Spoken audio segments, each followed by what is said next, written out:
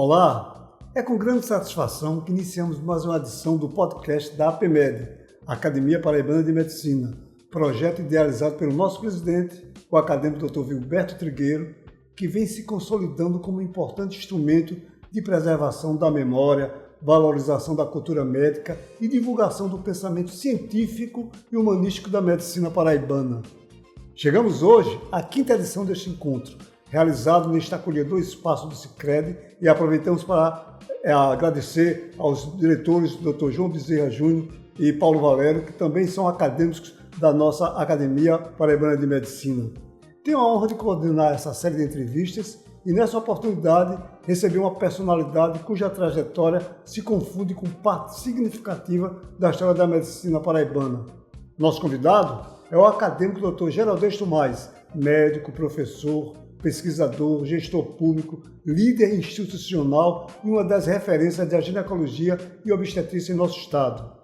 Sua vida profissional foi construída sobre os pilares do conhecimento, da dedicação ao ensino, da assistência aos pacientes e do compromisso com a formação de novas gerações de médicos. Ao longo dessa conversa, teremos a oportunidade de conhecer não apenas os marcos da sua brilhante carreira, mas também as histórias, os desafios, os valores e os ensinamentos que moldaram uma existência dedicada à medicina e ao serviço e à sociedade. Em nome da Academia Paraibana de Medicina, agradeço a presença de todos que estão nos ouvindo e, de maneira especial, ao Dr. Geraldes Tomás por aceitar o nosso convite. Seja muito bem-vindo.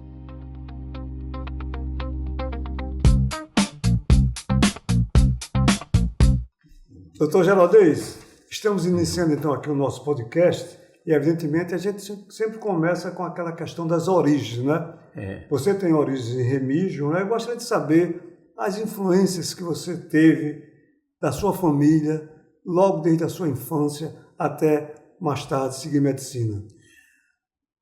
Primeiro, eu agradeço isso através da nossa academia e do CRM, né, professor João Bezerra, pessoa que eu gosto muito também e que admiro. O que aconteceu comigo, às vezes até eu fico assim perplexo, pelo seguinte: na minha cidade natal, que era distrito de Areia, nós pertencíamos à Areia, onde havia uma escola de agronomia. Foi a segunda escola de agronomia do Brasil. A primeira era a ENA, no Rio, a Escola Nacional de Agronomia. A segunda era conhecida a Escola de Agronomia do Nordeste. Era mais fácil para mim, para meus pais que não tinham condições econômicas suficientes. Papai era um homem da roça e mamãe casou e colocou papai. Mamãe gostava muito de educação. E ela, então, foi colocando papai, dizendo a ele que nós deveríamos estudar, etc. Tal. Não havia nenhum médico na cidade, não havia um odontólogo na cidade, não havia nenhum de nível superior, essa é a verdade. Então, eu às vezes fico perplexo, mas depois fui observando que é o seguinte: eu, como fui alfabetizado por mamãe e entrei no grupo escolar chamado Zé Cunha Lima, que não tem nada a ver com os Cunha Lima de Campina Grande, era de coronel, do tempo do coronelato, do coronel Zé Cunha Lima, do Engenho Mundo Novo de Areia. Uma vez, papai chegou para mim, eu ajudava muito na lojinha que papai vendia chapéus, cama patente, tecidos, e eu ajudava papai quando vinha das férias, né? Mas antes de vir, uma pessoa que vem com 11 anos, vamos dizer assim, para fazer o vestibular de admissão ao ginásio, uma vez com papai e mamãe, aí eu disse a mamãe, não sei porque ela assinava uma revista chamada Vida Doméstica. E ela me mostrava, e uma das vezes me mostrou um artigo que era de professores da Universidade do Rio Grande do Sul, me recordo. E esses professores iam para um congresso internacional de medicina, em Nova York. E aquilo ficou na minha cabeça. Você sabe que muitas coisas assim de infância, a gente apregou na gente e a gente não esquece, né? E um dia a mamãe chegou e disse para papai, esse menino devia ficar aqui me ajudando. Eu ajudava, tinha até uma habilidade para cortar tecido, para vender chapéu, para fazer essas coisas, todo dia ajudava papai na série, sabe? Aí papai disse, esse menino devia ficar aqui me ajudando. Papai não teve a oportunidade de estudar, infelizmente. Aí mamãe disse, não, José Tomás, que era o nome de papai, José Tomás Filho. Aí disse, eles têm que estudar. Que era eu e mais um irmão e mais 3 irmãs. Tinha falecido um irmão meu que eu não conheci. Mamãe disse que foi uma queda que a empregada deu. Eu fico pensando em traumatismo, porque a gente estuda medicina, a gente faz uma avaliação das coisas. Deve ter sido um traumatismo crânioencefálico, etc. E eu não conheci isso mesmo. Isso seria chamado de Gilson. A mãe disse para mim. Aí disse, olha, Zé Tomás, eles têm que estudar. Na moeda de hoje, que é o real, na época, eu não me lembro, ela disse assim na minha vista de papai, disse, olha, se nós tivermos R$1, 50 centavos é deles, 50% é meu. E aquilo ficou, eles têm que estudar. E eu fui e me lembrei daquele que mamãe me mostrava, ela era assinante dessa revista mensal, era doméstica, que depois uma filha minha disse, não, agora é tudo na internet, show. Rapaz, fiquei doente com isso, já procurei, fui a São Paulo última, e o pessoal não atende bem como a gente pensa que atende, né? Eu querendo ir para um museu, para cá, me disse, vai em tal lugar, eu fui, mas não quiseram me atender, assim, sabe? Indicaram outro local, fui também, não consegui, mas eu já vou para o Google, vou ver se consigo ainda esse artigo. Mamãe, eu guardava na minha gaveta, como se diz, com chave. E minha filha, que é hoje professora na UFRN, ela disse, não, tudo tem na internet, e foi jogando, e eu não prestei atenção. Quando eu fui procurar a revista, não encontrei mais, mas essa daí ficou na minha memória, e eu acredito que isso me levou a dizer um dia a meus pais, eu disse, mamãe, eu quero ser médico. Já estava em João Pessoa isso ou ainda estava em Remígio? Não, ainda estava em Remígio. Ainda estava em Remígio. Aí tu viesse para João Pessoa para fazer, então, aí eu fui admissão ao ginásio. Eu não sabia que tinha vestibular de admissão ao ginásio. Vim com meu irmão, que era o mais velho, né? E ele disse, você vai fazer um vestibular de admissão ao ginásio. Eram provas e difíceis, né? Muita gente não passava. E onde é que eu estudei meu primário? No grupo escolar, que ainda hoje já levei netos meus para ver ele lá em Remígio. E mamãe me alfabetizava e eu procurava, me recordo das professoras do primário e tal. E ali eu me condicionei a estudar, né? Havia um respeito, não somente aos professores, como nas datas que a gente celebra, como 7 de setembro, como outras datas que a gente celebrava, até do próprio distrito de Remígio, da padroeira, etc. Tal. E assim foi. Quando eu cheguei aqui, aí entrava até português, eu me recordo. Português eu tive que meter a cara nos poucos dias que eu tinha aqui e fui fazer a prova, fiz a prova no Colégio Pio X e depois fiz uma prova no Liceu Paraibano. E graças a Deus passei nas duas, porque o liceu, o governador era Pedro Gondim, me recordo. Aí eu digo, era um homem que pensava em educação, porque eu passei e eu tinha direito a uma bolsa de estudo, escolhi o colégio para estudar. Aí eu escolhi o Pio X, porque meu irmão tinha estudado no Pio XI de Campina Grande, e eu vi o Colégio Pio X como era muito rígido. Se você chegasse às 7 horas e 10 minutos, já não entrava. Era muito rígido. E da escola francesa do padre Marcelino de Champagnat, eu fui para ali, na minha cabeça, de 11 anos, assim, pensando, eu ficava preocupado, porque eu vim para uma pensão chamada Pensão Rex, que ficava em frente onde é a sede administrativa do Esporte Clube Cabo Branco, que depois tinha o Cinema Rex, que venderam, foi para um banco de Minas Gerais, que era de Luciano Vanderlei, né? Eu até fui neto da filha dele, e Nora. E eu me recordo que eu fiquei naquela pensão ali. Meu irmão disse, você vai para a pensão Rex. Era de lá que eu saía para o liceu. Claro, eu não tinha automóvel, não tinha nada disso, eu tinha que ir a pé mesmo. Aí eu ficava olhando as ruas para não me perder, para poder chegar até o Pio X, chegar depois ao liceu. Aí passei nas duas, aí graças a Deus eu escolhi o Pio X e o governo pagou. A bolsa você teve? A bolsa. Me diz uma coisa, e nesse período você também teve que trabalhar para complementar alguma renda, já que sua família não tinha condições de manter? Durante o período que eu estava nessa pensão, meus pais pagavam. Eu sabia a luta que era, porque não era somente eu. Tinha meu irmão, que foi estudar em Recife, terminou Geologia e Engenharia na escola de Recife.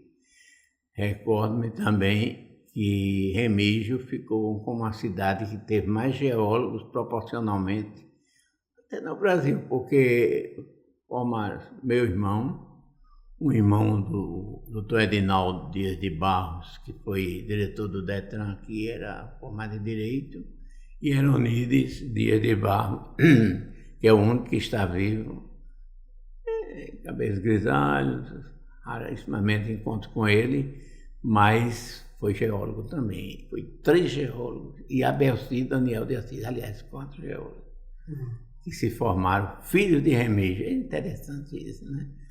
E aí meu irmão encantou, mas ficou em Remígio, eu ficava aqui, né? Só, mas lutando.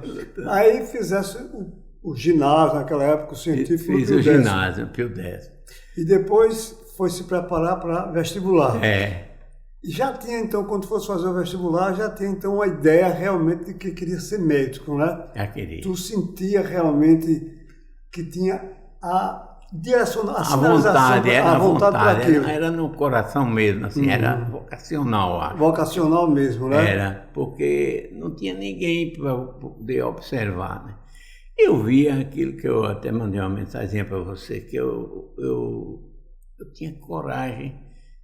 Às vezes, crimes perpetrados na minha cidade natal, eu vi uma vez, umas vistas todas de fora e tal. Um garoto, uma criança e tal. E papai perguntava, onde foi esse menino? Aí quando eu dizia para papai e mamãe, eles ficavam admirados, assim, como é que eu tinha coragem para ir, porque muita gente, as minhas irmãs mesmo não tinham, nem meu irmão também, não gostava.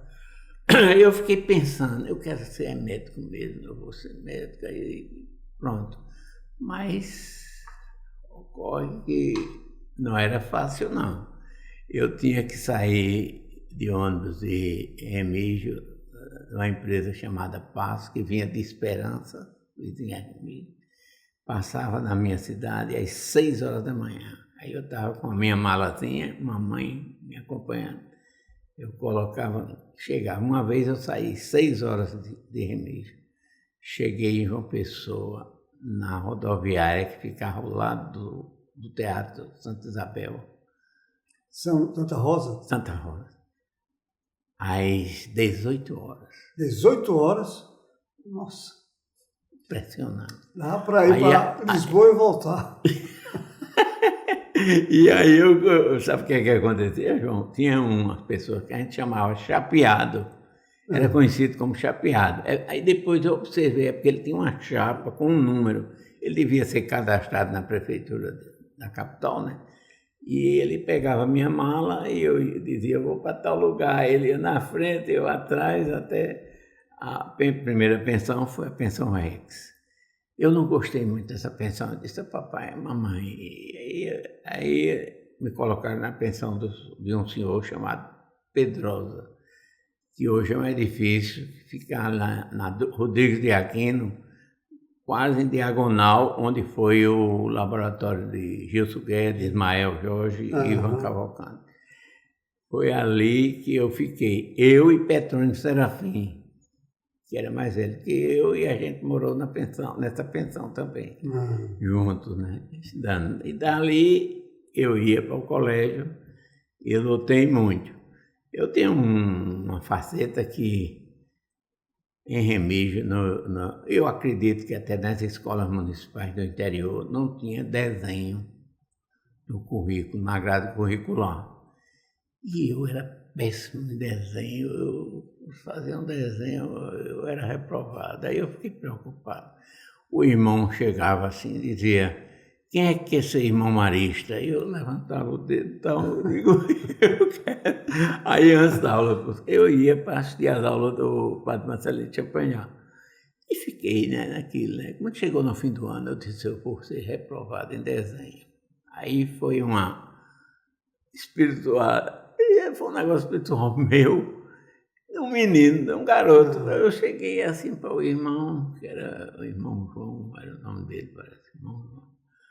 Aí o irmão disse, você vai para Pipuco, né, para ser irmão marista? Eu digo, irmão, não sei não, que eu estou com muita dificuldade para passar em desenho e meus pais não vão me deixar, não. Ele disse, não, você passa, não sei o quê. E isso foi um ardil da minha vida que eu me recordo.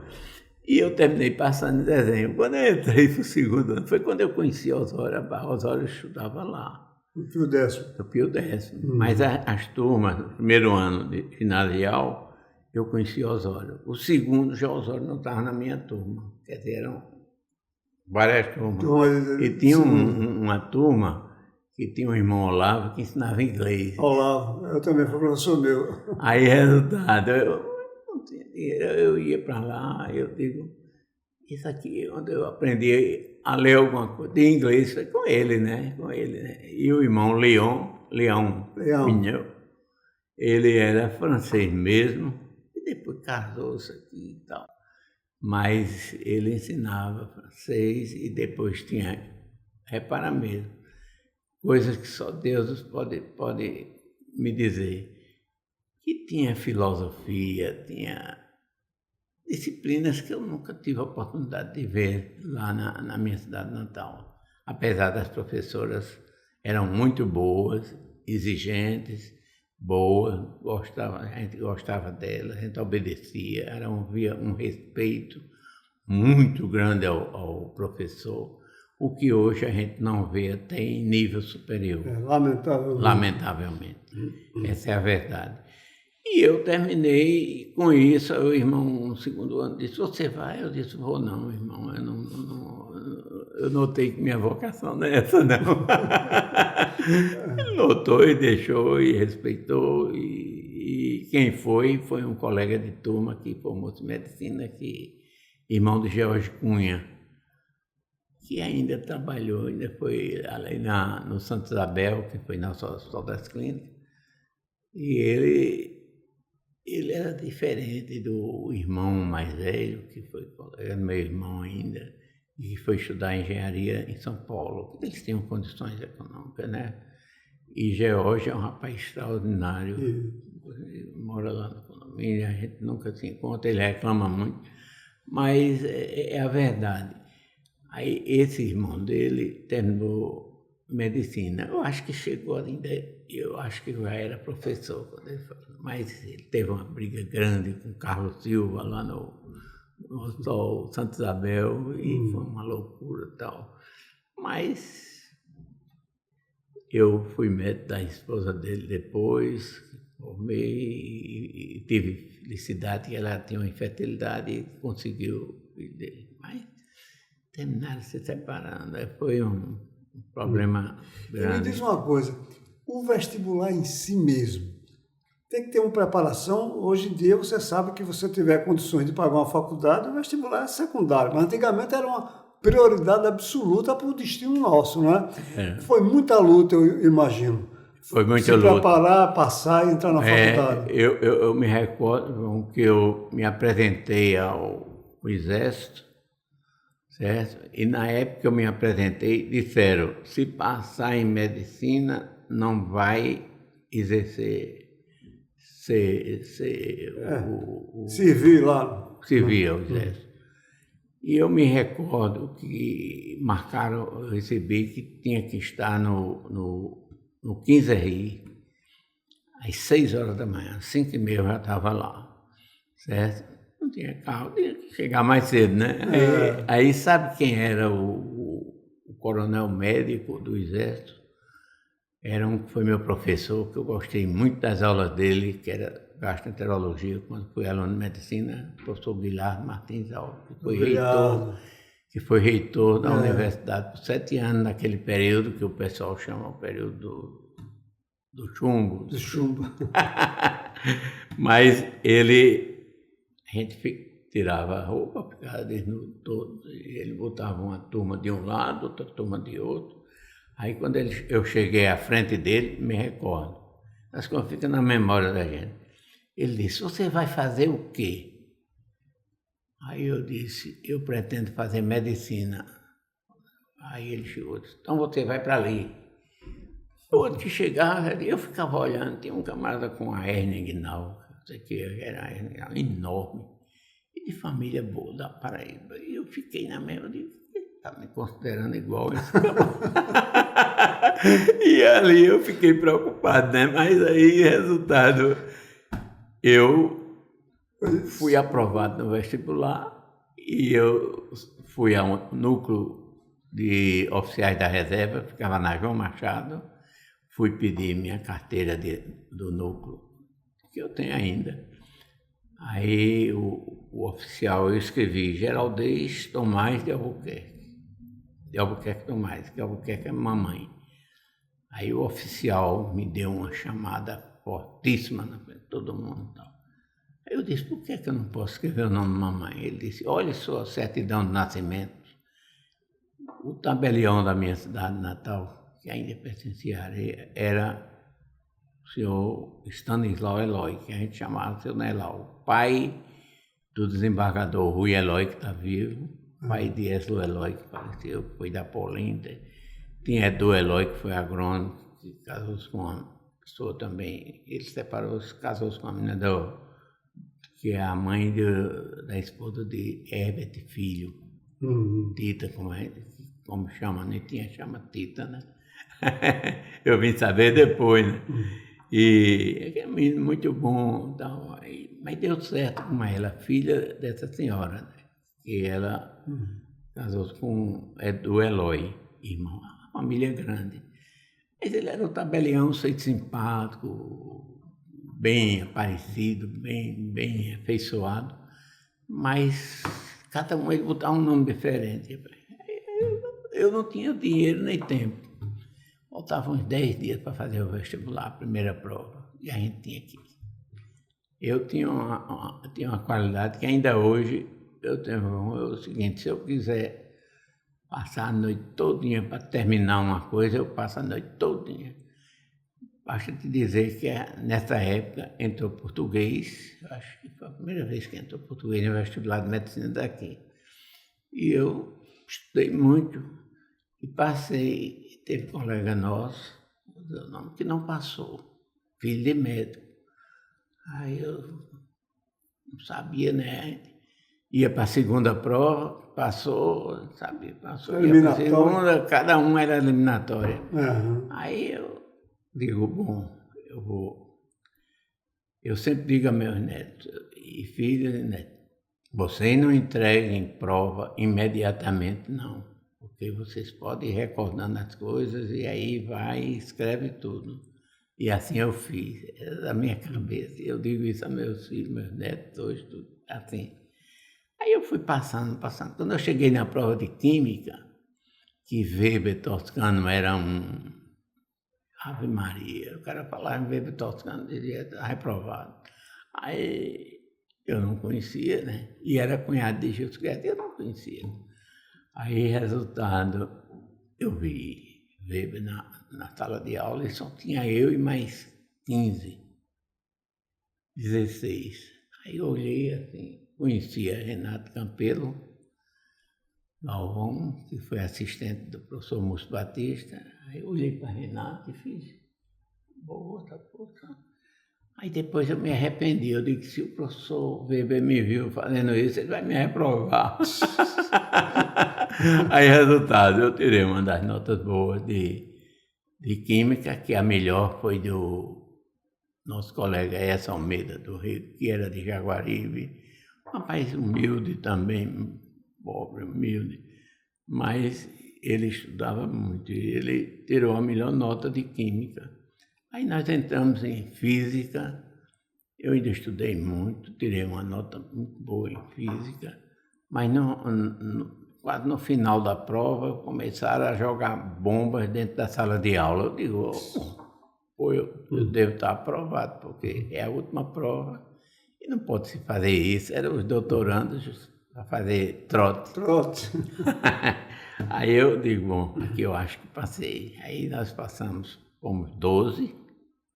Aí houve uma segunda época, porque eram 25 vagas, uma segunda época de vestibular e passaram 5.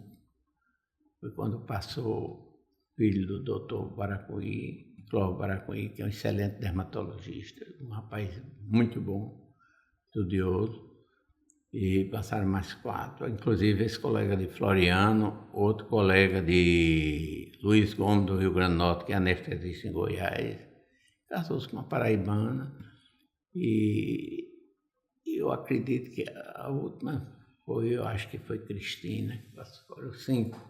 Aí entramos 17, tinha 4 reprovados no primeiro ano, pelo professor Asdrúbal de Oliveira, era duríssimo, ele não dava bom dia a estudante nenhum.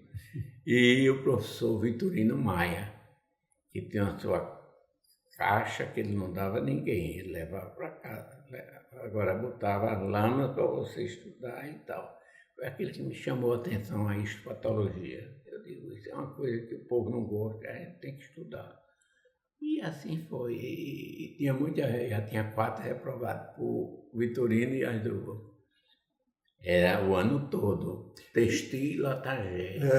E também nesse período, né, que você também, foi quando teve também os anos de chumbo, né? Você teve, como é que era a sua visão na época? Porque tinha diretório acadêmico, tinha problemas da eu participei ainda com José Rodrigues Lopes, que era Zé Sabino, que era o presidente, mas Zé Sabino era aquele jeitão, um Paulo Soares, mas eu não, eu ficava na retaguarda, aí depois eu não quis ficar com isso. Eu tinha uma carteirinha da UEP, né, da União dos Estudantes, mas eu não era ativo nem contra, né?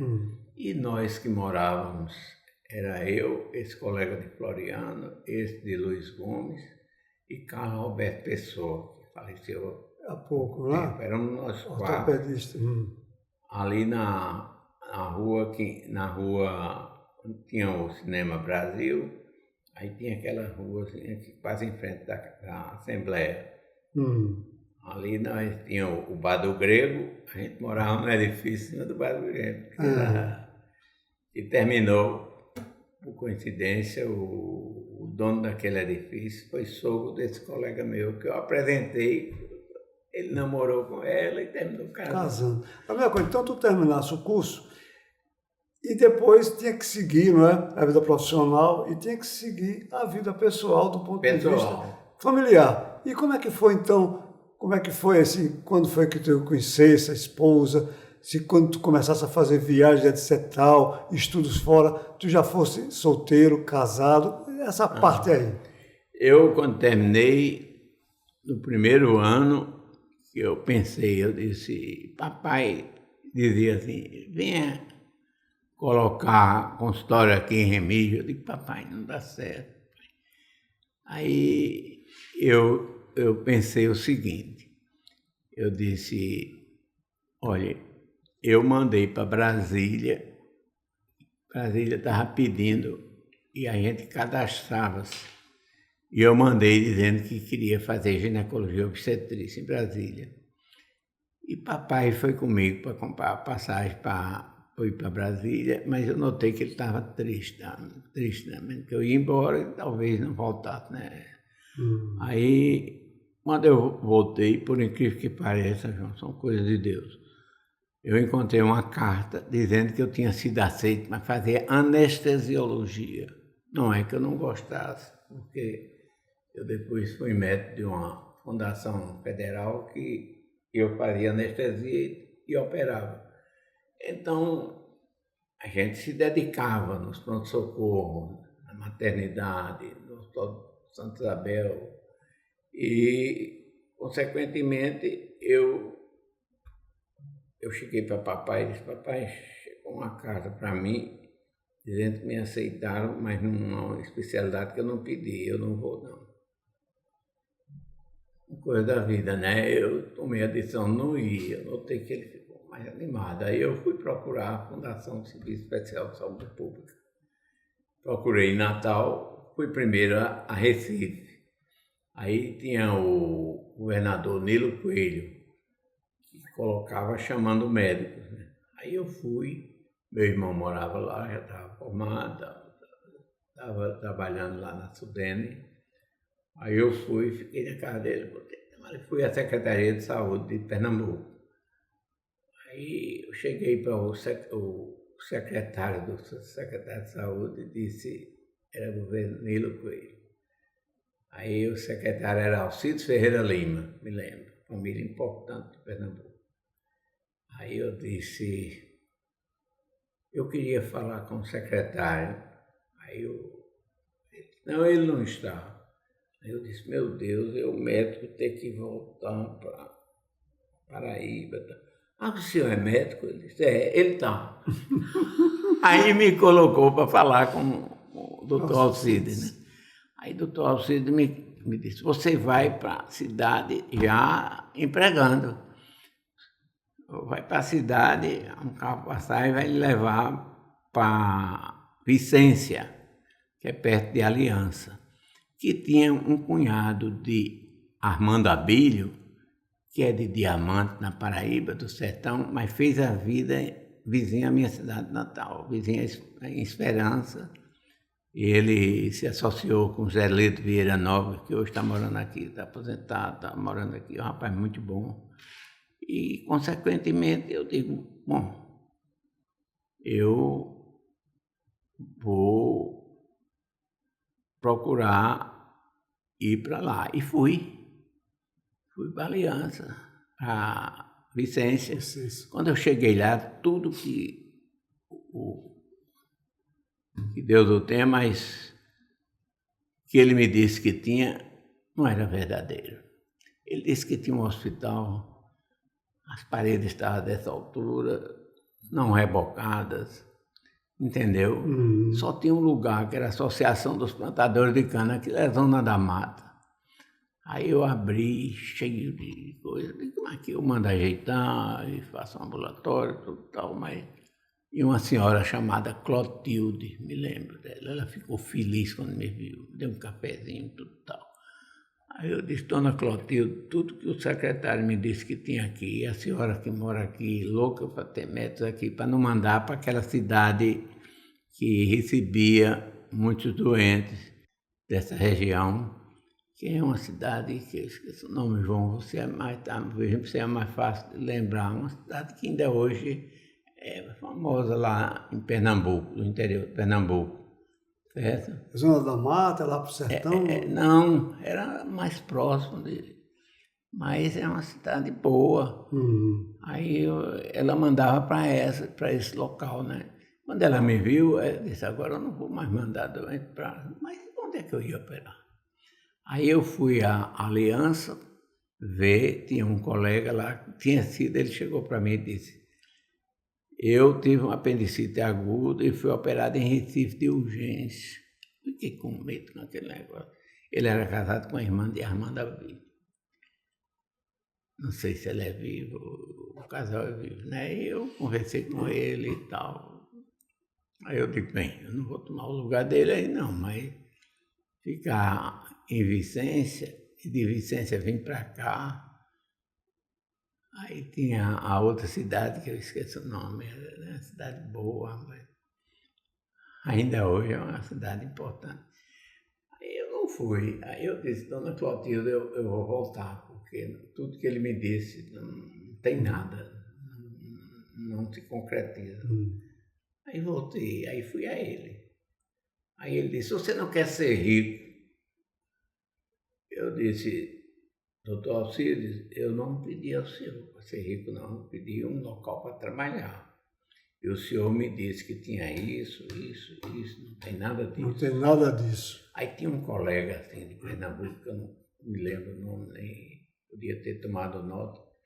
Ele olhou para mim e disse, você quer ir para a Fundação CESP? Eu disse, quero. Na hora eu queria tudo, né? Aí ele disse, amanhã, 9 horas, vamos juntos. Aí eu fui. Era um doutor chamado Herodoto, senhor simpático. A gente via, né? Tinha um perfil de um médico mesmo, de uma pessoa séria. Aí ele olhou para mim e disse, você está empregado, precisa dos documentos. Aí mostrou uma lista de documentos grande. Aí eu disse, para onde é que eu vou então? Aí ele disse, você vai para Cabrobó, ou Floresta dos Navios, ou Serra Talhada. Era a terra daquele deputado, que eu não sei se está vivo, aquele deputado que era dono de um hospital e era médico, lá de Serra Talhada. Né? Ele disse, você vai para uma dessas 3 cidades, no sertão pernambucano. Eu disse, por que é que eu não vou para aqui, bem perto de Recife? Né? Ele disse, não, porque aqui os que estão lá é que vêm para cá e você vai para lá. Aí eu disse, então eu vou buscar meus documentos. Até hoje eu não voltei. Não voltou, não. Não. Aí eu... Aí eu fui para Natal. Natal, o cara queria que eu fosse para Caicó, que era uma unidade mista, né? Tinha hospital e ambulatório. Eu disse, essa daí eu topo, porque ele era muito amigo de um amigo de papai, que fazia representação dos tecidos, vendia papai, ficou amigo. E quanto tempo nessa altura tu tinha de formato? Era recém-formado? Foi do primeiro ano. Primeiro ano. Primeiro ano. Mas depois, para tu começar realmente a entrar na ginecologia Aí eu terminei saindo de Natal e o diretor da Fundação CESP da Paraíba me convocou. Aí eu entrei. A gente tinha que fazer um estágio para saber como é que funcionava a Fundação Serviço Especial de Saúde Pública, era ligada ao Ministério da Saúde. Começou na época da guerra aquilo. Aí eu, tá certo, eu vou. Aí ele me mandou para Areia. Aí eu fui médico em Areia. Fiquei na pensão Dona Maria Silva, ainda me lembro. Aí eu fiquei lá e o diretor do hospital tinha terminado na turma de Jacinto Medeiros. Era José de Jesus Leal Rodrigues. Todo dia ele tinha um cabelo, parecia um militar, né? Mas era uma figura, né? A gente operava, eu fazia ortopedia, anestesia, cirurgia, obstetrícia, tudo que aparecesse. E ele me pegava na pensão, ele morava mais distante, tinha um carro, ele era gozado. Ele tinha um aspecto pitoresco, ele uma vez ele me pegou e ele ia todo de branco, e a meia branca, ele tirava o sapato e ficava dirigindo assim. Aí eu disse, doutor Jesus, por que isso? Não, para não estragar aqui e tal, não sei o quê. E eu ia, né? Quando ele não estava, eu ia caminhando da pensão até o hospital, que ainda hoje existe lá. Mas eu operei muito ali, fiz muita coisa ali. E a obstetrícia mesmo, a ginecologia? A obstetrícia, eu era apaixonado, porque o professor Danilo de Alencar Carvalho Luna, que era o catedrático, era um muito inteligente e tinha uma força sobre os seus assistentes, entendeu? Que não foram professores meus, não. Mas era o plantonista da LBA. Aí eu comecei a dar plantão por lá, porque o professor Danilo dava as aulas na maternidade Candavarga. Aí, resultado, ali a gente se dedicava. Eu ensinei a não estar pedindo dinheiro a papai, eu fui ensinar biologia. Eu ensinei no Getúlio Vargas, no Lins de Vasconcelos e na Academia de Comércio das Pessoas. Fundava que existia a Escola de Economia da UFPB. E ali eu ensinava 9 turmas, assim, sabe? Estava um duro danado, para depois chegar no quartozinho da gente, que uma vez Osório filho de médico, vivia bem, então, era na Lista Azevedo, que morava no doutor Osório. Ele me chamou para estudar lá. Aí ele disse a mim, nunca mais eu vou estudar lá onde você está. A gente foi representar laboratório, cada um representava 2 laboratórios. Começou com Renato Campelo Galvão, representando o Laboratório Farmacêutico Internacional, chamava LAF. E quando nós fomos fazer um curso de férias do professor da Universidade de São Paulo, Edmundo Vasconcelos, que era o catedrático de cirurgia, o nome era assim, era moléstias do aparelho digestivo e cirurgia de urgência. Moléstias do aparelho digestivo e cirurgia de urgência. Eu saí de Recife, numa segunda-feira à tarde. Aquilo não era não, era sopa, como a gente chamava. Eu, Valdeci Paiva, que infelizmente morreu num acidente de ambulância no primeiro ano, pelo exército, que ele ia se engajar. Era um grande figura, mas precisava. Tinha uma irmã que era médica, chamada Emília, eu conheci pouco. E até teve outro fato, ela uma vez na maternidade, o professor Vicente Nogueira era o primeiro assistente do professor Danilo, era o chefe de clínica. Ele era egresso de Pernambuco, né, e sabia muito obstetrícia. Praticamente sabia, ele gostava muito mais da prática. E morava perto da maternidade. Ele devia ter uma clínica boa, né? Quando dava 3 horas da madrugada, ele dizia, eu vou passar na maternidade. Quem tivesse dormindo, ele puxava pela perna. Aconteceu isso com o Renato Campelo. E era assim, né? Eu fui conhecendo esse pessoal, mas porque eu fui admitido pela LBA, um grande amigo que infelizmente faleceu. Ele ajudava muito aos Moraes de Santa Luzia, né? E nesse tempo eu estava namorando com Nitinha. Estava namorando com Nitinha. Mas eu, para sair da fundação, eu ganhava 1.000 cruzeiros naquele tempo, eu tenho na minha carteira. Né? Eu vinha para cá, olhei quanto é que eu ia ganhar, o Ponto Socorro pagava 100 cruzeiros. Agora, todo o pessoal que não contribuía com o INSS, né, era considerado indigente. Eu não gostava dessas palavras, eu botava não contribuinte. N-C. A beleza que encontrar lá, eu escrevia, estava assim. Mas a gente entrava no 3º ano médico pelo banco de sangue. Aí a gente aprendia também, banco de sangue, tipar sangue, fazer isso. Foi muito bom para mim, me ajudou muito na minha vida inicial profissional no interior. Que eu não podia sair logo, eu ainda queria ajudar meus pais e graças a Deus ainda ajudei papai e mamãe. Aí, resultado, eu entrei, ficamos eu e Carlos Roberto no plantão do banco de sangue. Aí, e a turma toda tinha que, para entrar, tinha que. Aí eu deixei de ser representante de laboratório e me chamaram para ensinar no Colégio das Neves. Aí eu disse, não quero mais não. Eu agora vou me dedicar aos hospitais. Eu estou fazendo medicina, não vou. Foi muito bom que eu lia muita bula para poder fazer a representação aos médicos. Ele dizia, tem que ser 25 medalhões, mas você tem que fazer 100 médicos, olha, 100 médicos, em João Pessoa nessa época, 67, 69. Eu passei 2 anos fora.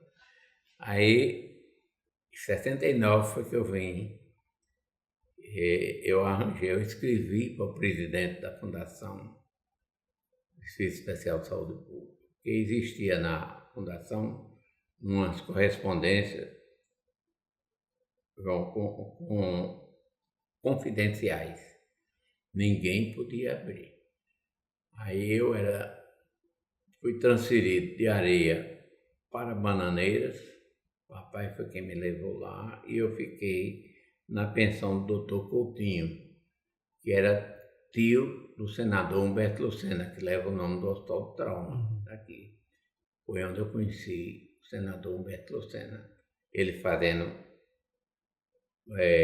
a política dele com todo o pessoal que votava com ele, né? Com esses prefeitos, vereadores e tal, enchia a sala, é onde eu almoçava e jantava. Mas eu queria, como solteiro, estava solteiro, eu queria ficar morando no hospital de Bananeiras, que era uma unidade mista. Eu nunca quis unidade sanitária, eu queria operar, essa que é a verdade. O que eu tinha aprendido, eu queria botar em prática, né? Aí eu queria morar na maternidade, porque toda 11 horas da noite, meia-noite, eu de madrugada vinha do interior dos municípios. Aí eu digo, lá vem bronca, aí bronca. Aí eu me buscar na pensão do Dr. Coutinho. Lá era um frio danado, né? Bananeira nessa época era frio. Aí eu botava um cobertor aqui assim e tal, aí saía caminhando até a maternidade para resolver as broncas. Eu terminava 3, 4 horas da manhã, eu dormia o restante da noite lá e tal, mas eles não deixavam, porque eu tinha que pagar a pensão. Repara, a gente ganhava pouco, ainda tinha que pagar a pensão. Era duro, né? Era muito duro. E era até certo ponto.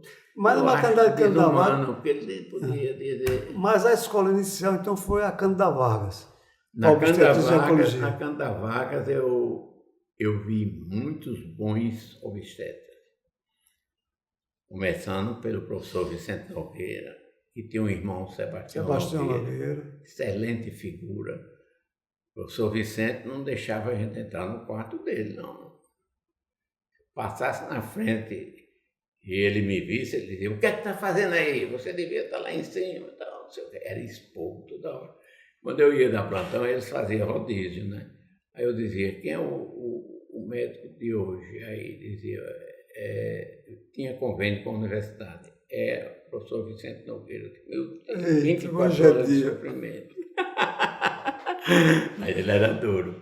Aí tinha ele, tinha Delormar mesmo, né? Tinha Marculino Gomes, que foi pai daquele Aníbal, chegou a ser deputado, né? E um irmão que tinha paralisia, ele trabalhou, ainda foi aluno. E esse menino casou-se com Mazurei também é dessa época, não? Mazurei também era, né? Mazurei, era Mazurei. Depois... Doutor Everaldo Vieira. Everaldo Vieira era diretor administrativo. Everaldo Soares também? Era, e ginecologia era opcional. Isso é que me chamou a atenção. Como é que uma disciplina como ginecologia é opcional? Aí eu aprendi alguma coisa de ginecologia na enfermaria Santa Rosa do professor Francisco Porto, do qual eu tenho uma lembrança, uma memória, um moço. E ele chegou a ser namorado da doutora Dalva Machado, que eu considerava uma professora, né? E ela operava ginecologia na enfermaria Santa Rosa, certo? E o professor Porto também lá internava os pacientes com patologia ginecológica para se operar lá. Era cirurgia geral, protologia. Eu me lembro que eu ajudei ao professor Porto na cirurgia protológica, eu e ele. Aí ele dava o ponto, aí olhava para mim e dizia, passou? Eu digo, passou, professor. Aí ele entendeu como é. Aí a gente, ali, o prêmio nosso, ele dava uma apendicectomia para a gente operar. Era o prêmio. Aí era o prêmio. Aí tinha o vovô da turma, que era o José Marneto Bezerra, que estava vivo, graças a Deus. Mas não quer ir para lugar nenhum, não quer conversar. E depois que ele perdeu a esposa, que é irmã daquele que escreve em Abelardo, Carlos, aquele que você vê numa coluna que tem a opinião. Eu não sei se está saindo ainda. Eu não sei. Não, eu não recebi mais. entendeu? De Abelardo. Aí tem na segunda-feira Opinião. Aí escreve Maria das Graças Santiago, Penitinha disse que parece que foi colega dela, né? Ela é da academia de letras e tal. E tem Carlos, que é do DRR, que é engenheiro. Era irmão da esposa com quem Marinete casou, com Lourdinha. Depois que ela morreu, aí ele caiu mais. Ele era muito bem casado, era uma figura extraordinária. E ele era o diretor do Clube do Estudante Universitário. Eu fui morar nessa pensão lá embaixo, que era o edifício de Júlio Martins, o senhor Júlio Martins, que terminou sendo o sogro do colega meu, de Francisco Hélio da Silveira, que era de Luiz Gomes do Rio Grande do Norte. Ele tinha feito, eu acho, vestibular em Recife, passou. E essa pessoa veio para cá e passou. Mesmo na segunda época, passada de 5, é uma grande vitória, né? Uma vitória feito, grande. Muito bacana. Agora, veja bem, então tu tivesse essa escola da Candaval com todo esse pessoal, tu fosse para São Paulo, fosse para o exterior, quais os professores assim que mais te marcaram assim, que solidificaram ainda mais o amor pela ginecologia obstetrícia? O professor Botelho Luziano. Botelho, lá da Espanha. Ele era catedrático de ginecologia e obstetrícia da Universidade Complutense. Me diz uma coisa, Elanes, a gente sabe muito bem que a gente, por exemplo, vive no nosso mundo aqui, etc., tal, se forma aqui, e de repente a gente vai para outras paragens, para outras culturas, e vê que tem muitas diferenças, né? Certo? Mas que também é muito bom para a nossa formação pessoal e crescimento, né? Você também sentiu muito isso, que quando voltou, né, viu que tinha coisas que aqui estavam muito bem, mas que poderiam ser melhoradas. Não, se eu tivesse recursos, João, sabe o que é que ia acontecer? Eu era um dos primeiros ecografistas do Brasil. Sabia? Porque um dia o professor chegou para mim e disse, olha, você vai ficar 3 meses no ultrassonido, como ele dizia em espanhol. Ultrassonido com o professor Chinchilla, que era Chinchilla Calvo, Carlos Chinchilla Calvo, que era o chefe do ultrassonido. Ele disse, você vai ficar 3 meses lá. Eu era o primeiro a chegar no hospital. Escuro ainda, porque você sabe, são 4 horas de diferença. Agora, eu estou vendo agora no tempo, são 5. Agora estão 5, eu não sei o período. Eu passei o período todo, né? Que era uma residência. Aí os colegas, tudo de língua espanhola, eu vi aquela turma. Quando eu cheguei, saí daqui sozinho, para me deixar em Recife, eu peguei o avião, passei em Portugal. Estava solteiro ainda? Solteiro. Aí eu não tinha me casado há pouco tempo. Aí eu fui saiu no Diário Oficial da União, foi assinado pelo vice-reitor, que era Roderico da Rocha Leão, certo? Foi quem assinou a minha saída do Brasil. Tudo isso a gente tinha que fazer. Mas eu fui bater no Rio de Janeiro e no Instituto Hispano-Americano, que chama-se Hispano-Americano. Eu consegui convencer o pessoal e me conseguiram uma bolsa. E eu fui o único que saí com T20.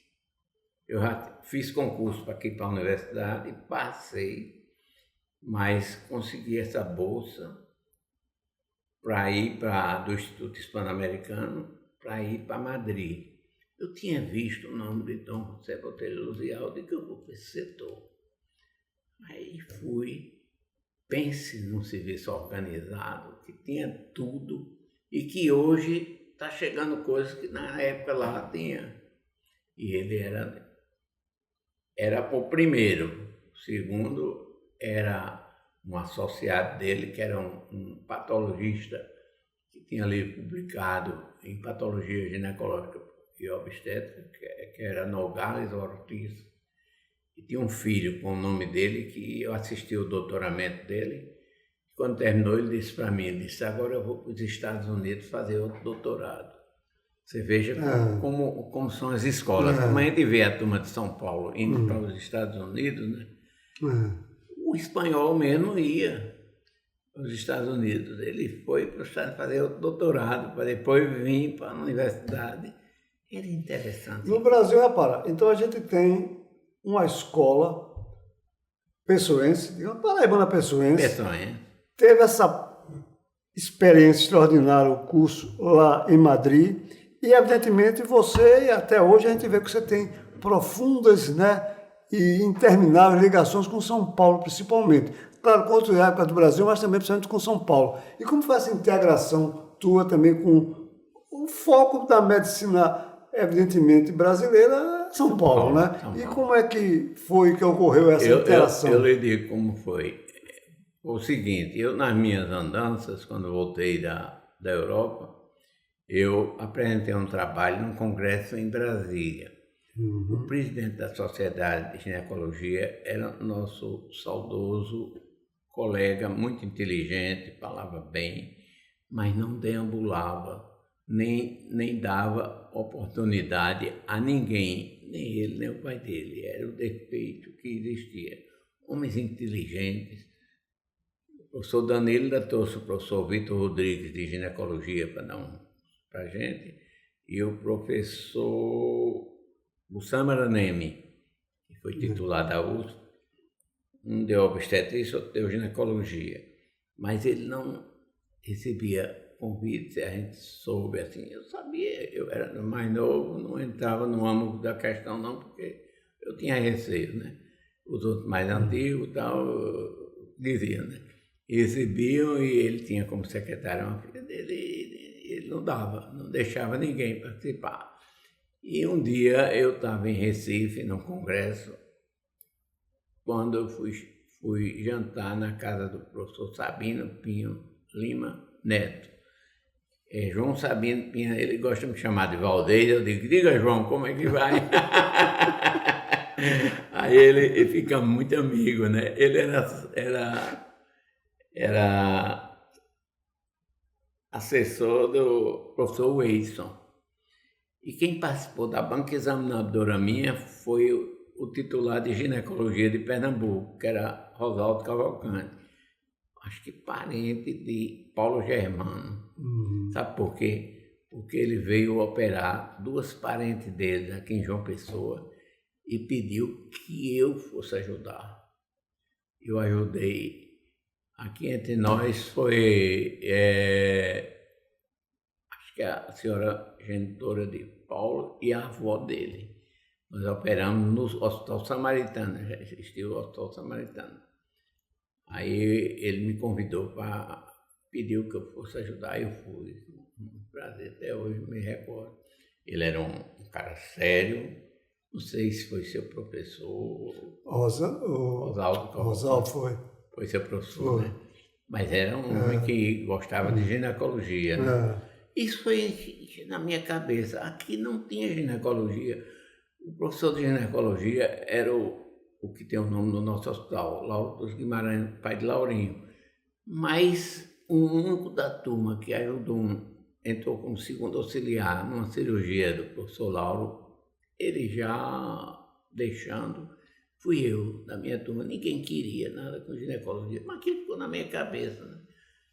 Tanto a histopatologia ginecológica como a ginecologia em si. Eu digo, meu Deus, como é que não é isso aqui? Mas tu estava falando que fosse para um congresso, numa mesa, tu apresentasse um trabalho e fosse convidado para São Paulo. Lotou, quando eu vim da Europa, lotou o auditório, porque eu mostrei cardiotocografia, mostrei ecografia, mostrei tudo. Era um trabalho obstétrico e eu comecei a mostrar também trabalho de ginecologia, né? E resultado, eu fiquei sendo conhecido, né? Jean-Claude Naum era secretário executivo da Federação Brasileira de Ginecologia, e um dia na casa de Sabino, eles chegaram para mim, fui jantar, convidado por Sabino, no congresso. Ele morava em Olinda. Aí eles disseram para mim, se você não se candidatar na Paraíba, é conivente com a situação do seu estado. Uma parada dura, né, rapaz? Eu saí de lá com a cabeça fervendo. Eu disse, meu Deus, é o filho do professor, como é que eu vou me candidatar contra Valdir Luna. Aí eu fui a Valdir. Eu não fui antiético, não. Eu fui a ele. Aí eu disse, Valdir, o pessoal está me pedindo para me candidatar à Sociedade de Ginecologia e Obstetrícia da Paraíba. Aí ele disse, deve ser o pessoal do Santa Isabel, não sei o quê. Eu disse, não, Valdir, são vários colegas da universidade, de vários setores e tal, e estão pedindo.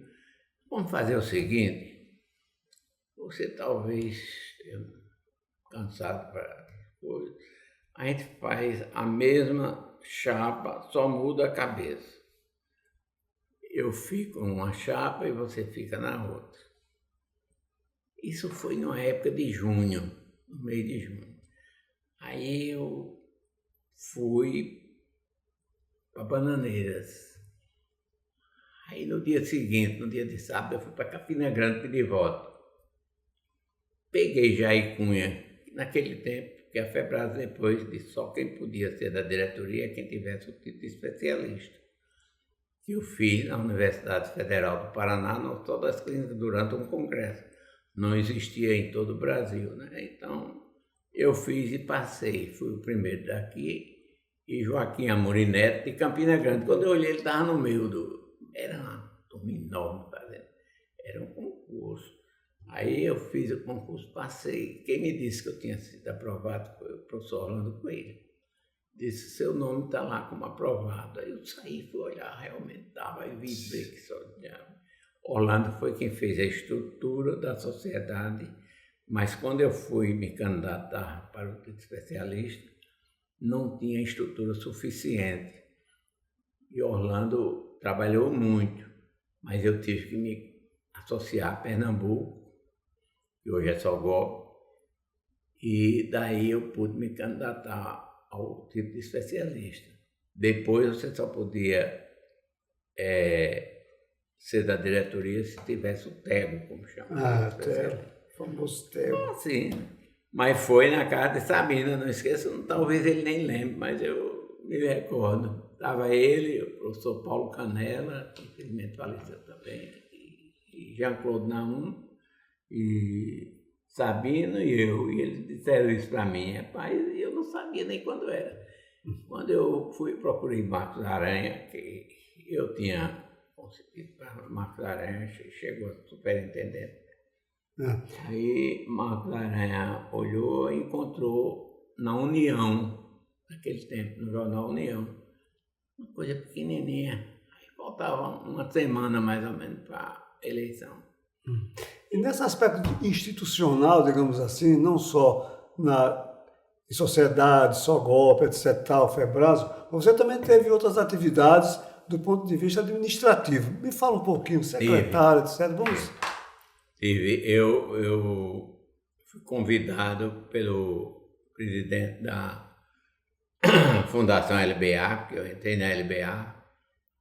A gente ganhava pouco, mas de qualquer maneira era o local para entrar na Câmara da Vaga, né? Que era a LBA, tinha a maternidade e o hospital infantil, o Arlinda Marques do Reis, e tinha o Leonor de Barros em São Paulo e o Hospital do Morumbi.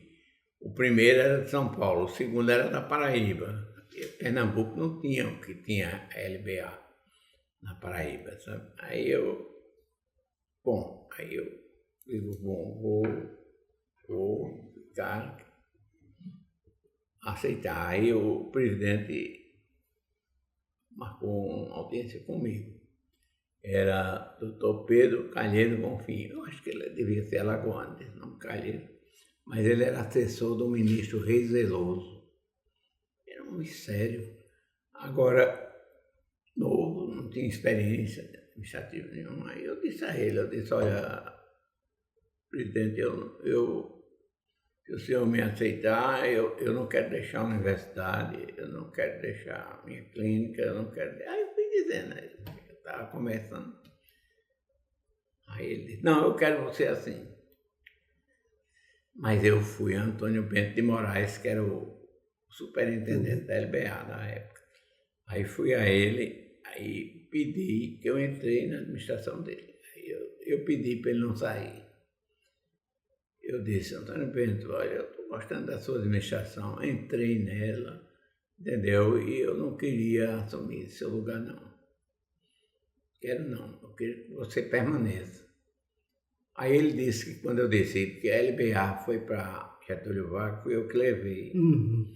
Aí um dia eu estou no meu consultório, ele abre a porta, aí disse, Geraldo, eu quero lhe dar posse hoje. Eu disse, em quê? Ele disse, na LBA. Ele me mostrou, naquele tempo era telegrama, mostrou um telegrama pedindo para ele dar posse a mim. Eu digo, mas hoje eu não tomo posse, não. Era uma sexta-feira. Então marco para segunda-feira. Aí marcou, segunda-feira à tarde. Aí dona Alice Carneiro estava viva, estava aqui. Eu tenho uma fotografia, ela presente, a nossa, quando eu tomei posse. Né? Mas eu fui E na secretaria? Dele, terminei sendo até médico da nora dele. E na secretaria, como foi a experiência? Na secretaria foi outra. Eu nunca me filiei a partido, nem política partidária não era, né? Então, o Wilson Braga, quando eu fui da LBA, ele chegava lá, o governador, o ex-governador, então, sempre com na bolsa o nome das pessoas que ele queria nomear, certo? Aí foi me pedir, e eu atendi uns pedidos dele, inclusive o primeiro foi de José Clementino de Oliveira Neto. Eu ia tomar posse amanhã, o pai dele já estava na minha casa hoje. Não tenho nada a dizer, eu gosto muito de Clementino e era um rapaz estudioso, um dos camaradas que mais entende de obstetrícia clínica, que é José Clementino Neto, a gente chama Zezito.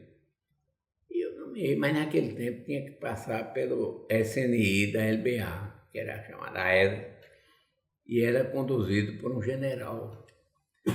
Aí depois o general saiu com um programa de operações especiais da LBA, que a LBA tinha a divisão de medicina, educação do trabalho e serviço social.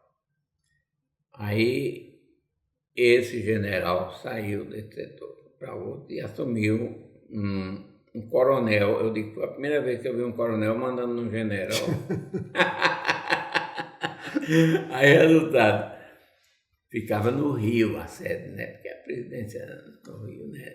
No Rio, aí eu fiquei por lá e conversei muito. Eu levei o nome eu pedi a estatística do Arlindo Marques. Nós tínhamos 40% de ocupação com tuberculose infantil. Quer dizer, ficava 60 leitos pequenos, num estado pobre, com crianças morrendo com diarreia, com atrofia, com pneumonia, o diabo. Aí eu levei para a presidência uma reunião, participei de duas e ele bateu o martelo, vai ser hospital geral. Você veja que hoje é hospital geral. Uhum. Aí me ofereceram um ministro, o Shigeaku Eki, que me ofereceu, primeiro me ofereceram a cana vaga, eu aceitei, aí o Wilson tinha deixado, aí eu fui ao Wilson. Esse governador, eu quero falar com o senhor, só chamava ele governador. Aí ele me disse, mas não diga onde é que eu estou. Aí fui lá falar com ele, eu disse, o senhor vai deixar? Ele disse, vou.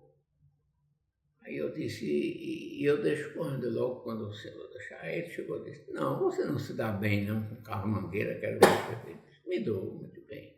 Fiz amizade com ele na sua administração, mas foi o senhor que me convidou. Eu tenho que lhe dizer. Aí ele disse, se você for meu amigo, você não sai. Aí eu permaneci.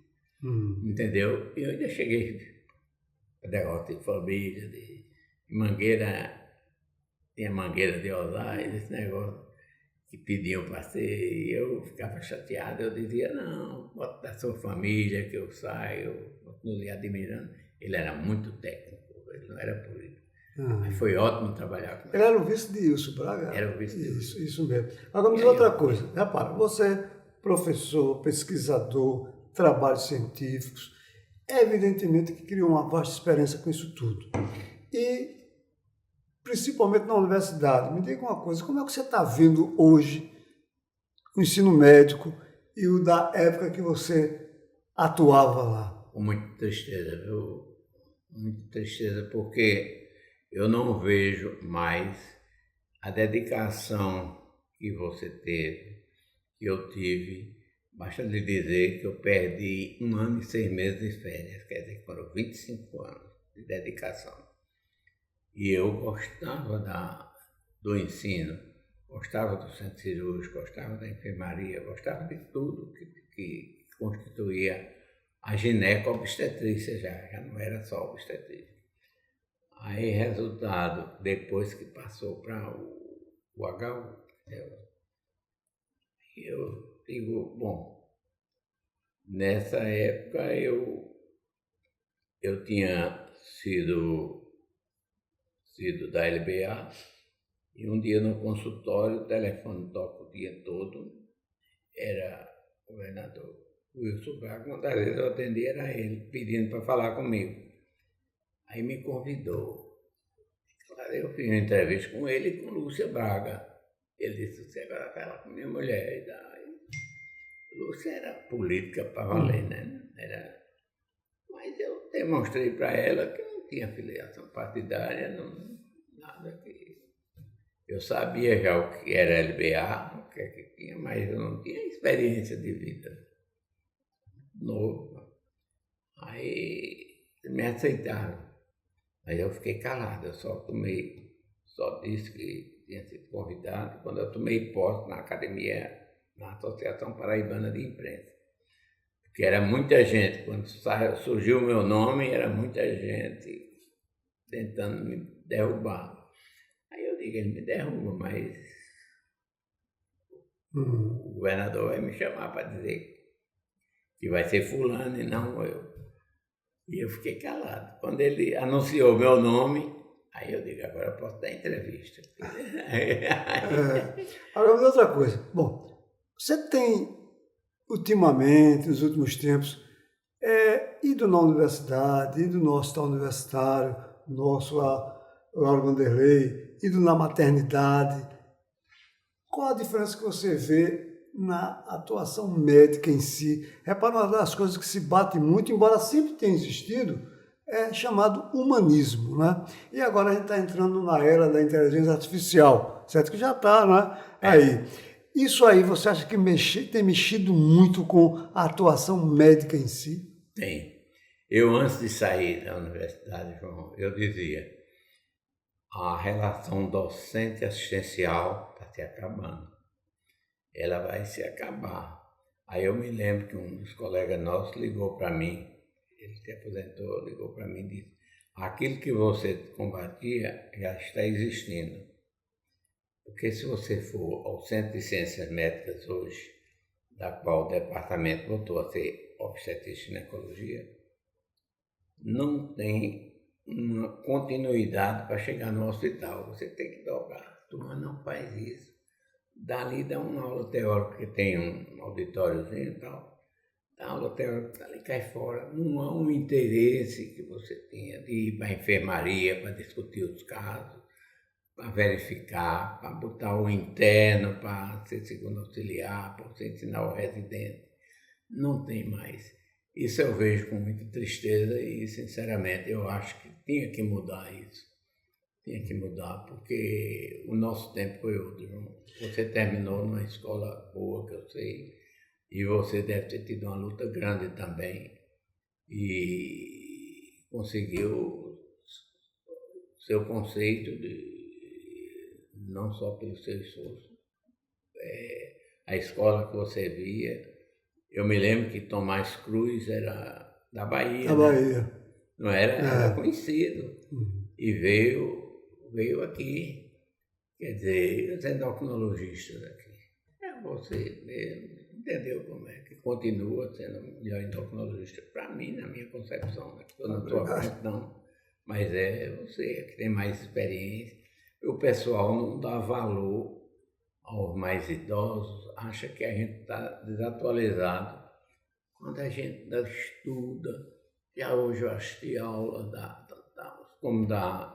Universidade de Santos, entendeu? E muito boas as aulas, tal, quer dizer, qualquer curso, seja na área toxicológica, eu estou pronto para dizer o que atualmente está se fazendo. Entendeu como é? E eu saí porque tinha colegas que não. Eu, sinceramente, eu saí até um ano antes de que eu ia sair. Porque eu vi que não tinha interesse. De qualquer forma, como diz o provérbio, a vida continua. Então, para finalizar, diante disso tudo aí, de sua vida, etc. tal, e com a experiência que, repara, a experiência é uma coisa fundamental. Que aconselhamentos, que orientações você daria a um médico que está se formando agora para seguir a vida de médico futuramente? Eu tenho até um neto que terminou medicina agora, em Natal. Um neto, você veja. E tem uma neta, que eu até digo, a brincadeira, eu digo, ela fez a residência dela. Qual foi a residência dela? Ela noivou, casou, já engravidou. E eu sou bisavô, porque eu tirei o garoto também. Tirei os 6 meninos, 6 netos e tirei um bisneto. Esse ano de 2026. Aí, resultado lá na Unimed, né? Eu indiquei para ela a obstetra, que foi minha residente, foi Tatiana Fragoso, e Tatiana estava lá e eu entrei com ela e tal. Quando foi, ela disse, não, quem vai tirar é o senhor. Aí eu tirei, eu dei o diagnóstico e tudo tal, e tirei o bisneto, que graças a Deus vai muito bem.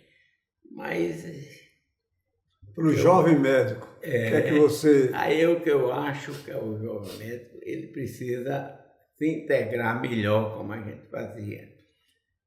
Ir aos hospitais, procurar verificar aquele que está se dedicando mais à especialidade que ele quer abraçar e acompanhar, porque nenhum de nós é contra, pelo contrário, a gente abraça aquele que está querendo estudar, que está querendo resolver as coisas, né? A medicina e a arte, é uma arte, né? É como dizia um pensador francês, a arte e a medicina, elas se entrelaçam, entendeu? Nós não podemos deixar de fazer isso. Mas o que é que acontece, João, é que casa uma filha, essa filha minha, a mãe desse meu neto, que terminou medicina, e o pai é paraibano de engenharia, já é titular, já aposentou-se. Minha filha já é titular, porque hoje é diferente, depois de uma reserva. Não é como a gente chegou a titular, não. A gente chegava a titular por concurso mesmo, era luta. Eu fiz concurso na UFBA e sei como era. E fiz a livre docência no Rio. Então, isso era uma maneira... Eu pedia muito aos reitores da minha instituição, sabia quanto tempo. Lembro que um procurador disse que eu era um dos mais injustiçados. Mas eu levei. E terminei mostrando ao reitor, que foi em memória Jader Nunes, ele levou para o Conselho Superior de Ensino e colocou um relator, um professor de matemática da Universidade de Campina Grande. Já pensou? Mas o camarada foi bom. Aí no dia que meu processo entrou em pauta, eu estava lá. Aí o reitor olhou para mim e disse, você quer falar? Eu disse, quero. Tinha um camarada que estava contra. Ele não sabia da minha vida. Aí quando eu falei, aí o negócio... Ele me deu 5 minutos, eu falei uns 10. Aí resultado, fui aceito. Tem a declaração do reitor que morreu precoce. Foi irmão de Almino, né, do nosso colega Almino, né, que foi embora quando terminou, foi para Espírito Santo, para Vitória do Espírito Santo. Depois veio para cá e eu, com a minha clínica, eu ajudei muito a Norberto, a ele, a Gilvana Navarro, que foi embora também muito precoce. Era Gilvana, o Alberto Chianca, e aquele camarada não tem jeito, rapaz, ele fuma desmedidamente, né? Não tem solução. Aquele estacionamento do hospital da Unimed que o diga, né? Que o diga. Agora, vou dizer uma coisa. A gente está chegando aqui no final, né? Que já vi que o tempo aqui já foi orientado, né? Você dedicaria esse podcast a quem? Eu dedicaria aos grandes mestres que eu conheci. Eu dedicaria daqui da universidade ao professor Bezerra de Carvalho, que eu não sei o que é que o professor não sabia. Ele sabia tudo, ele só não fazia operar, mas sabia tudo. Eu dedicaria ao professor Humberto Noga, que foi muito...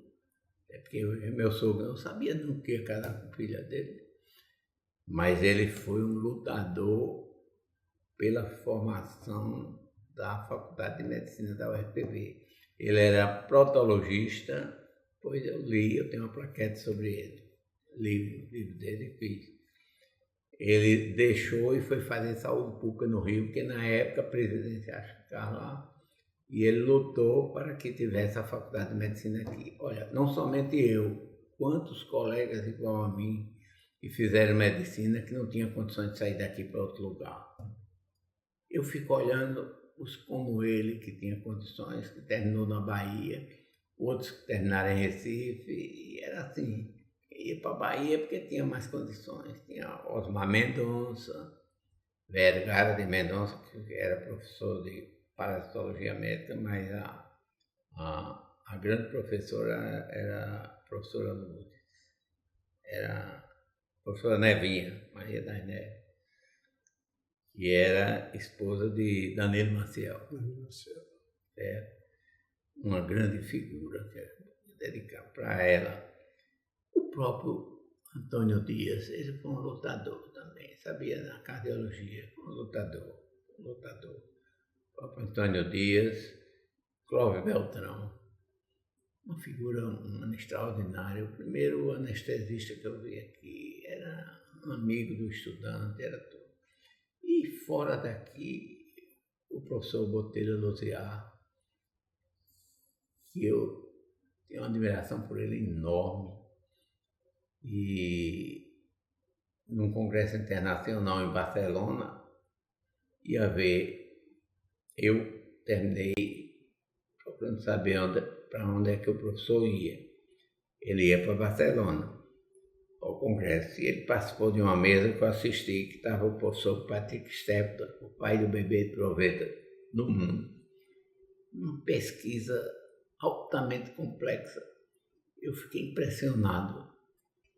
Pouco tempo depois nasceu Louis Brown, que ele era de Oldham, na Inglaterra. Eram pessoas que a gente tem que pensar e se dedicar. Outra pessoa que eu dedico são meus pais. Pessoas humildes, de uma cidade pequena, que não tinha hospital, que não tinha médico, que não tinha nada disso e tal, mas que eu nunca decepcionei papai nem mamãe, e tinha na minha cabeça a vontade de ajudá-los, que graças a Deus ainda consegui ajudar papai e mamãe. Mas eu reconheço que eu era um estudante simples, pobre, mas que lutava. Corri o mundo inteiro em pensões, né? Terminei o meu curso morando no Hospital do Câncer, morei 2 anos no Hospital Napoleão Laureano, que eu dou um valor ao nosso confrade Antônio Carneiro Arnaud, que quando eu entrei no 3º ano de medicina, lá, atendendo os ambulatórios, o Ivanildo Arruda, que era de condições econômicas boas, e operava era um exímio cirurgião de mama, e ele fazia a semana de atualização em cancerologia, e nós preparávamos, principalmente eu preparava os doentes todinho, curso de câncer de reto, curso de câncer de mama, Era impressionante. Nós não tínhamos a tecnologia de hoje, mas a gente tinha um conhecimento grande. A gente estudava e tinha um conhecimento grande. A gente não tinha, por exemplo, a tríplice quimioterapia hoje, que a menina Dalva Arnaud, filha dele, tem nas mãos. Tinha um quimioterápico, que era o metotrexato, me lembro. mas eu fiz pesquisa entrando no reto peritônio, intraarterial, intratumoral, que Ivanildo estimulava. E eu dizia, professor Ivanildo, cheguei a ser chefe dele no departamento, a oncologia, no departamento da gente. E eu dizia para ele, faça essa disciplina obrigatória. Esse negócio de opcional, o pessoal não liga. Olha, a ginecologia era opcional e ficou isso na minha cabeça. Sem sentido. Quando eu fui para a Bahia, porque eu escrevi para o presidente e ele se penitenciou e deu o curso para mim. E eu fiquei até o fim do ano na Bahia, quando estava fazendo referência Osais, Halley, Marcelo Dunda, o pessoal todo está na Bahia fazendo residência. E eu cheguei lá. Mas eu ia para Climério de Oliveira, que era a maternidade escola da UFPA. Eu ia para Tsila Balbino, que era a cana da vaca daqui, vamos dizer. Quem era o diretor? Era professor da Autônoma e da UFPA, que era o professor José Maria Magalhães, irmão de Antônio Carlos Magalhães. Ele só me chamava meu interno. E tinha o professor Elcimar Médico Coutinho, que era casado com uma francesa. Ele falava fluentemente francês e inglês. E era um grande pesquisador, um homem que fez anticoncepcionais orais, fez medicamento para tensão pré-menstrual, fez medicamento para endometriose, fez o anel vaginal. Ele fez tudo, rapaz. Era um pesquisador de primeira linha. E não era filho de Salvador, não. Antes dele morrer, mandou a autobiografia dele, é um espetáculo. E eu fiz muita amizade com o professor Elcimar Coutinho. E depois eu conheci o professor Baracá, quem eu dou. Ele não é um indivíduo, ele depois que assumiu, ele era titular da Federal. Eu conheci a primeira vez num congresso em Salvador. Depois a gente, num congresso em Porto Alegre, o professor Rezala Salum, que era colega de turma de Assis dos Anjos, foi convidado aqui num congresso nosso, e foi ele que disse ao professor Baracá que me convidasse. E Baracá me convidou, estava na Bahia com o professor Ives e Araquém. Araquém, infelizmente, faleceu. Ives, eu sou está com Alzheimer, me disse a esposa dele. Aí eu disse, professor Baracá, eu tinha participado da reunião, eu disse, eu não queria não, porque, rapaz, a gente está com um colega que você está disputando, que ele é do Ministério, e ele já deve ter tido contato com esse povo. Quer ver aqui os dois colegas, amigos meus, e quem ele vai votar? Todos dois iam votar contra a gente. Aí ele disse, não, mas eu quero você. Aí eu entrei, aí a gente ganhou. Aí eu passei 8 anos com o professor Baracá, que é uma figura extraordinária. Ele não persegue, ele não tira ninguém, ele agora obedece o titular da UFPA, você sabe como é, não é, é o de ginecologia, é Rosana hoje de obstetrícia. Meu querido Geraldez, viu? Eu não tenho nem como expressar a gratidão da academia, viu? Sobre essa entrevista, ver, sei lá, uma história de vida, né? Com tanta luta, mas também com tanto sucesso, viu? Então, meus parabéns em nome do Dr. Vilberto Trigueiro, nosso presidente, por essa bela entrevista, tá? E que Deus abençoe a todos nós. Se Deus quiser. Muito obrigado, irmão. Eu me emociono com essas coisas, porque eu sei o que eu sofri e você sabe que depois que a gente faz um curso fora, como esse dos Estados Unidos, na Johns Hopkins, eu ganhei a bolsa para ir para o México e depois os Estados Unidos, a Johns Hopkins, lá em Baltimore. E eu via que tinha muita gente que dizia coisas que não eram verdadeiras sobre as pessoas.